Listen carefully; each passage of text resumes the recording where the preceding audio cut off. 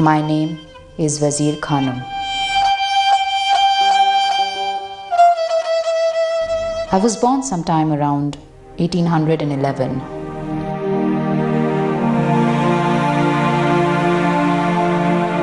I lived in the Delhi of 200 years ago, but my family was not from the city.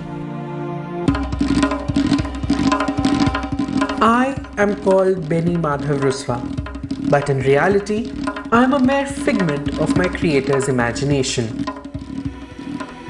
My creator imagined me as an only child of my parents. And according to him, I was born in 1840 in Nizamabad, Azamgarh. I was born in a place called Kala Kankar House in the city of Pratapgarh in 1935.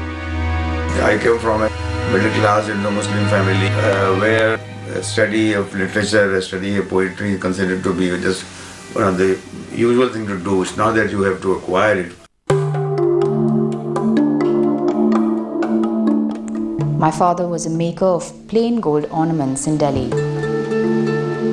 My father's ancestors came from Kashmir.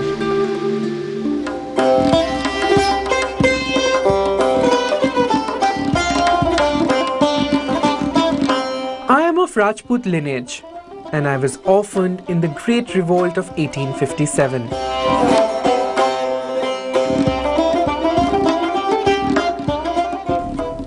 Wazir Khanum and Beni Prasad Ruswa can be found in author Shamsur Rahman Farooqi's books.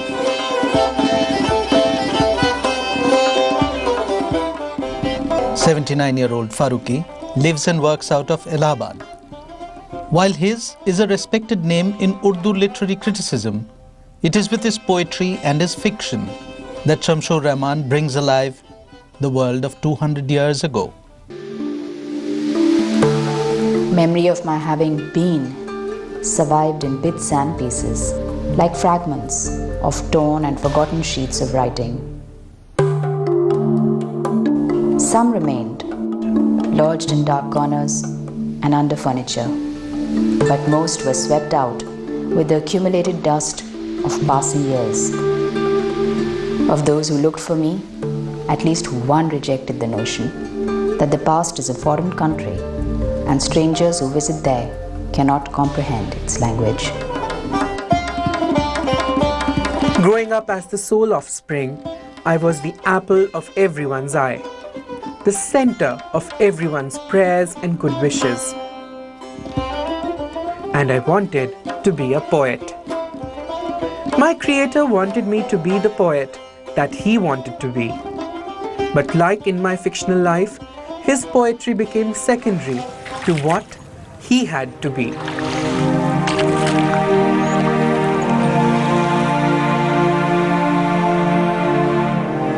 In 1966, when I was in Allahabad, and with the encouragement and support of my wife, I began to issue my magazine called Shapkhoon. That I found my voice and my field also. Because now I didn't have to wait for rejection slips from editors saying that sorry, you can't print your story, or if you can't print your essay or your poem. Now I didn't have to worry about that. So I felt that I should give up my fiction writing, which was my first love, and should also give up put my poetry on the back burner, very much in the back burner somewhere in the back of my mind, and concentrate on criticism. And thus, with the help of my magazine, which was now open for me, for my ideas, which were rather new and a little bit unconventional, I became an established critic in Urdu over the years. And later on, people identified me with the modern movement, the modernist movement. I, Wazir Khanum, also known as Choti Begum, had been lost to history for a century and a half. But then, someone took the pains to write my life and bring me back to it.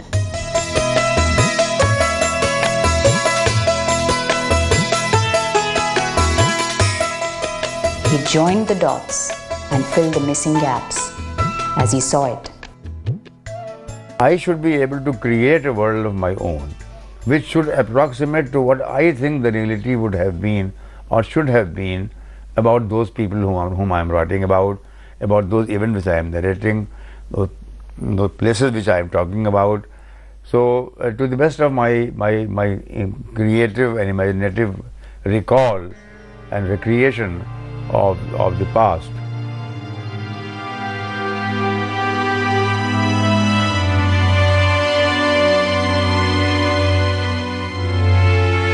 The story of life is his imagination, but the times I lived in were not.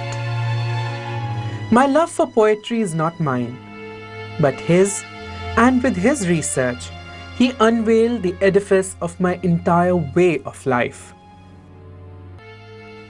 Mirza Bedil wrote, "Oh, the thousands of themes that for all their brilliance and bold beauty, discouraged by the alien nature of language, remained hidden behind the veils of mystery." Two books, originally written in Urdu and now in the author's own translations into English, bring alive the world of 19th century culture that flourished and ebbed with the times.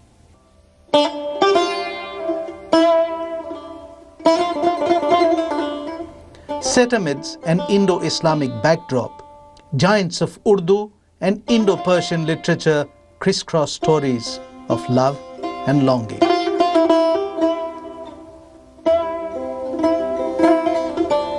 In one of the stories of the sun that rose from the earth, I, Beni Madhav Ruswa, set out to meet Mirza Asadullah Khan Ghalib to have him sign a copy of his Diwan, a collection of his works. But it is not me, but my creator, who used me as an excuse to jump the barrier of time to meet someone he needed answers from. It was through me in 1862 that Shamsur Rahman Farooqi questioned Ghalib in 2001.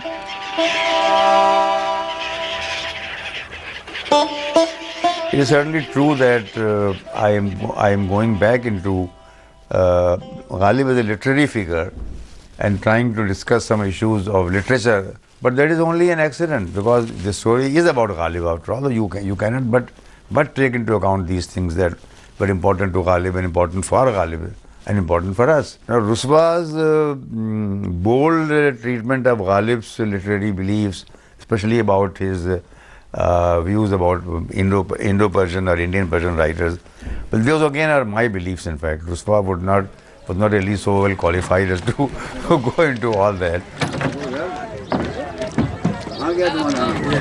Of what use is it to bring Ghalib into your conversation?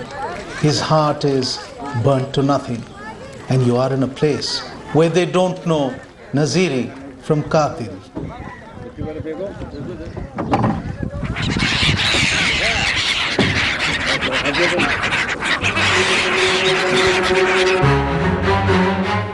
I wrote poetry, but none survived.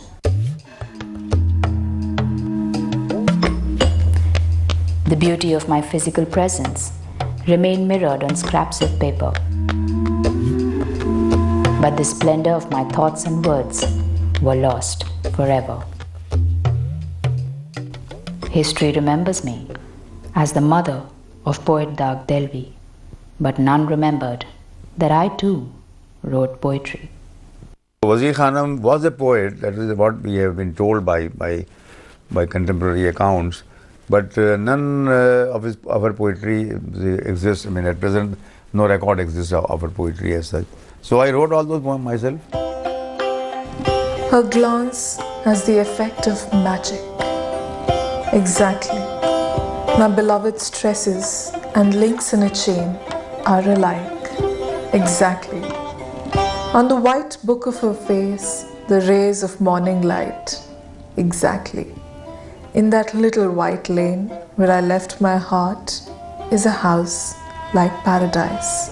Exactly. How many people have even heard of Wazir Khanum? All that they know is that maybe some people have heard that she was the mother of Nawab Mirza Khan Dao, the great poet, but that's all. I am the reflection, the memory of the dazzlingly beautiful Wazir Khanum, a fiercely independent woman who took on a series of lovers and husbands and lost them all. Of course, her independence of mind and her determination to determine her own life by herself, to choose for her own self, rather than be guided and governed by her parents or by convention and rules and all that. That is what I have inferred from her life. Those people, those readers of mine who want to read it as a historical novel or these stories, historical stories, they are not being just to me, because had I intended to write historical novels, I would have chosen some major characters and major events in Indian history, rather than these minor little things. And then, of course, these poor unknown poets of whom only you and I know, and nobody else knows. So the idea was to get into the cultural part of it, and the culture is best expressed among people of everyday life like you and me. There is a reason why Shamsur Rahman Farooqi is obsessed with the times of Wazir Khanum and Mirza Ghalib and Daag. He believes that the literary and cultural treasure of their times cannot be allowed to be lost, because artificial barriers of politics and societies have created boundaries that cut the flow of continuity. Right now, what has happened is that over the last 150 years and more, we were brought up to believe that much of our literature was not really good, not really good enough for any world assembly. And the ghazal, for example, has been facing attacks from all quarters, beginning from the early modernizers of the 19th century to the modern times. That different kinds of allegations have been brought against it. Similarly, the other poetry, which was like the Masnavi, the Qasida, and all the other older forms of poetry, they have generally been considered to be, just historical antiquities, historical curiosities of no use to us. We want to create some sort of a jointure between the past and the present. The past which has ceased to exist for us. That is our tragedy, the tragedy of the modern Indian in any language, in fact. Without love, the pieces of a broken heart become scattered. His love worked the thread that bound together the pages of my story of sorrow. In Mirror of Beauty, I was given these lines to recite from the 17th century Persian poet Saidi of Tehran, and I hope to make my life a living commentary on it. Richness, the power, and the beauty of it, a culture and a literary environment, a way of life, but still we really don't know about it much. How people wrote, why people wrote poetry, what was the place of a poet in the culture, how people loved, how people fought with each other, what was the way that they looked at their life and love and people and women and men. Well, all those things are gone. And so my effort has been to give them an entry into the past, to make them peep into the door of the past and look at the richness there, the power there, the glory and the variety there. Every man that I ever loved was taken from me. Everywhere I looked for stability, I was cast adrift.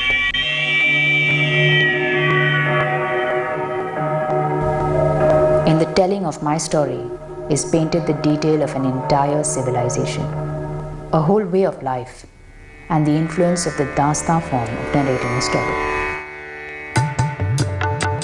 The Dastan taught me what not to do while writing a modern novel, because the Dastan's great power is that it's an oral narrative, and being an oral narrative, it is supposed to identify with the audience, and the audience is supposed to identify with the Dastan narrator, or the Dastan, you can say. Whereas here the fiction writer is expected to remain aloof. Bea o joshe tamannae didanam bingar. Bea o joshe tamannae didanam bingar. Jo ashk az sare mishgan chakidanam bingar. Jo ashk az sare mishgan chakidanam bingar. He says, the intensity of my longing for your sight, come and take a look. The intensity of my longing for your sight, come and take a look. I am about to drop like a tear from the eyelash, come and take a look. Poetry moves through the dastan everywhere like a living reality. So that also was an important, for me, important creative input, that poetry can be used in this way, the way it was used in real life, or at least what I thought was real life in the 18th and the early 19th centuries. That poetry was a part of people's experience, people's everyday experience, and not only something that is shut down in books. I am the sun that rose from the earth, but the sky of poetry is bright because of me.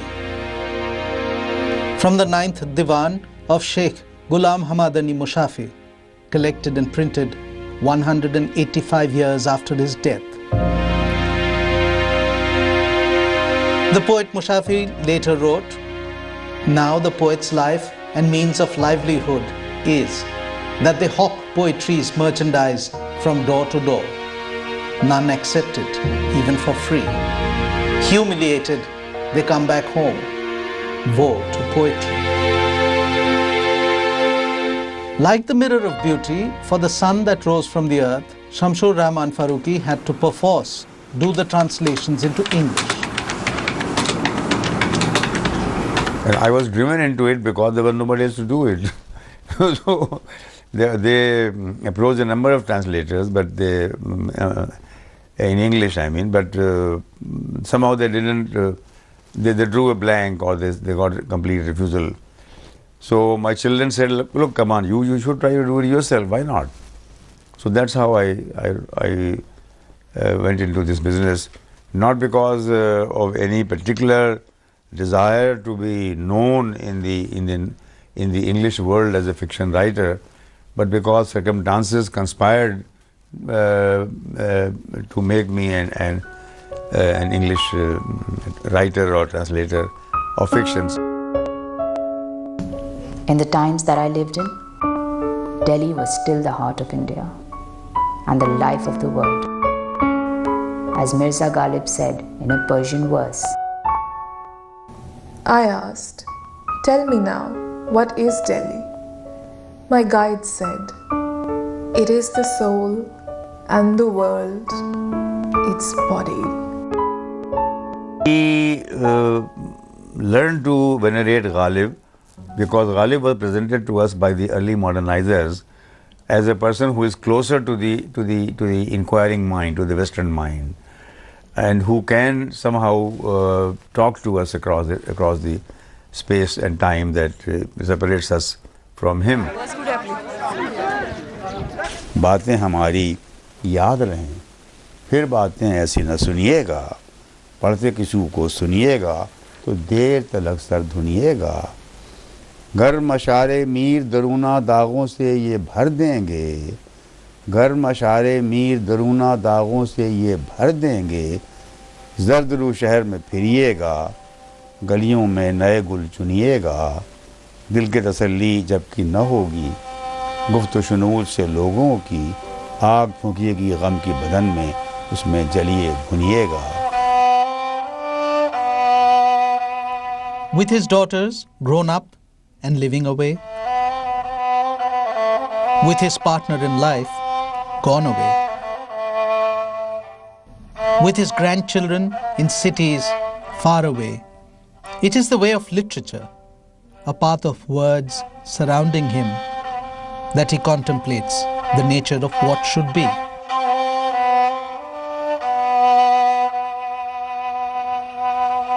Gradually, I began to feel that I should also try to understand the past better than what we had been taught to understand so far. But there are bigger issues of human life, of pain, of suffering, of the questions of the inner self, and conflicts and loyalties and so forth, which have to be addressed. My idea was to let people understand that without the past there can be no present, and without the past there can be no future either. So you must know what exactly you have lost or what exactly you could gain.